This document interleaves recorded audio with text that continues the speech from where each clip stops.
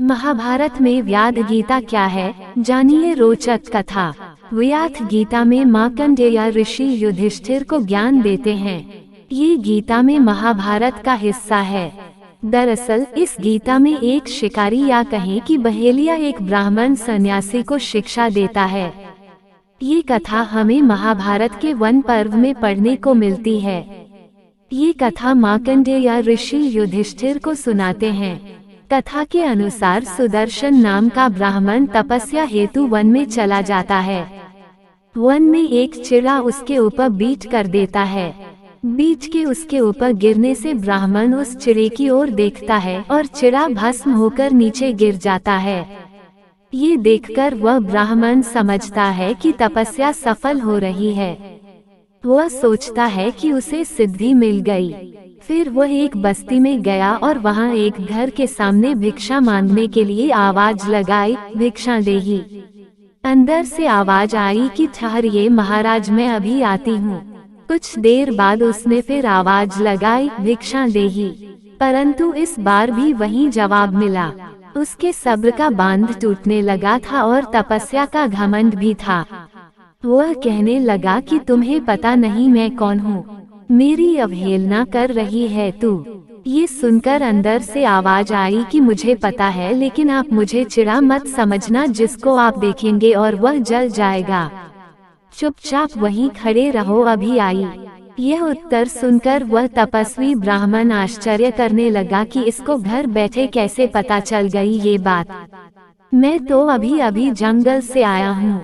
वह ब्राह्मण चुपचाप खड़ा रहा। थोड़ी देर बाद वो महिला भिक्षा लेकर आई। तब ब्राह्मण ने डरते हुए पूछा, देवी हमें बताओ कि तुम्हें कैसे पता चला कि मैंने चिड़े को भस्म कर दिया। उसने कहा, मेरे पास इतना समय नहीं है कि आपको बताऊं।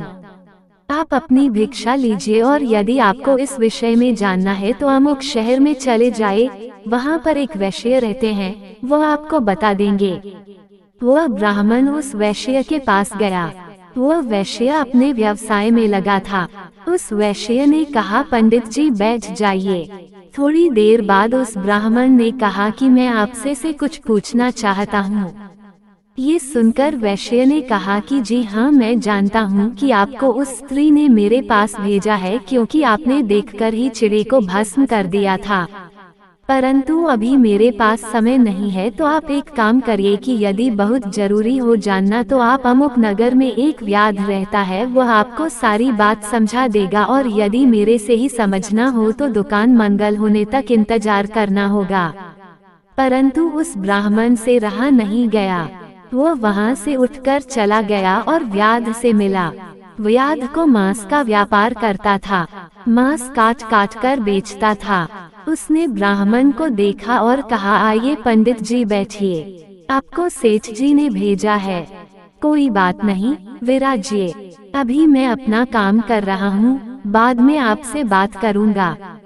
ब्राह्मण ये सुनकर बड़ा हैरान हुआ कि इसे कैसे पता चल गया। ब्राह्मण ने सोचा, अब कहीं नहीं जाऊंगा, इसी से सारी बात समझूंगा। सांकाल जब हो गई तो व्याध ने अपनी दुकान मंगल की और पंडित जी को लेकर अपने घर की ओर चल दिया। ब्राह्मण रास्ते में व्याध से पूछने लगा कि भाई, आप किस देव की उपासना करते हैं जो आपको इतना बोध हो चला है। व्याध ने कहा कि चलो वह देव मैं आपको दिखा रहा हूँ। ब्राह्मण बड़ी उत्सुकता के साथ उसके घर पहुँचे तो देखा व्याध के वृद्ध माता और पिता एक पलंग पर बैठे हुए थे। व्याध ने जाते ही उनको दंडवत प्रणाम किया, उनके चरण धोए, उनकी सेवा की और भोजन कराया। ब्राह्मण कुछ कहने लगा तो व्याध बोला, आप बैठिए, पहले मैं अपने देवताओं की पूजा कर लूं, बाद में आपसे बात करूंगा। पहले मातृ देवो भव, फिर पितृदेवो भव और आचार्य देवो भव, तब अतिथि देवो भव, आपका तो चौथा नंबर है भगवान। ये सुनकर ब्राह्मण विचार करने लगा कि अरे, ये तो शास्त्रों का भी ज्ञाता है। जब ब्राह्मण ने पूछा कि आप इतने बड़े ज्ञानी ध्यानी होकर के इतना निकृष्ट कर्म क्यों करते हैं, तो उसने कहा, भगवान, कर्म कोई निकृष्ट नहीं होता। हम व्याध के यहाँ पैदा हुए हैं, मेरे बाप भी मांस बेचते थे, उनके बाप भी, और यह धन हमें अपने पूर्वजों से मिला है। इसलिए हमें इससे कोई घृणा नहीं है, क्योंकि जब तक इस दुनिया में कोई मांस खाने वाला होगा तो उसके लिए बेचने वाला भी होगा। इस तरह व्याध गीता का ज्ञान प्रारंभ हुआ। व्याध का शाब्दिक अर्थ शिकारी होता है। इस कथा में घमंडी सन्यासी को व्याध ने धर्म की सही शिक्षा दी है।